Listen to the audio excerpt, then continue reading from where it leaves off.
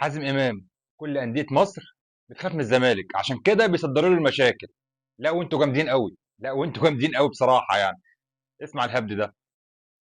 نادي الزمالك لو في حالته الطبيعيه، وانا مسؤول عن كلامي. قول يا ستموني قول. ناس كتير وانديه كتير في مصر بتخاف منه. يمي يمي يمي خاف يا عيد يمي يمي يمي. فانا بتمنى ان المشكله تتحل، ربنا يكرمه يا رب، يا رب.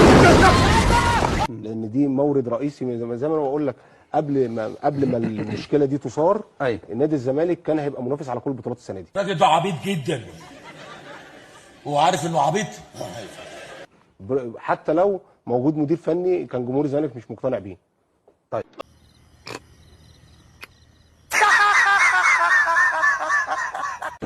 يا راجل يا راجل. وبعدين بقى في النادي اللي ما فيش حد فيه عاقل ده يا جدعان، عايز حد عاقل اطلع اتكلم معاه.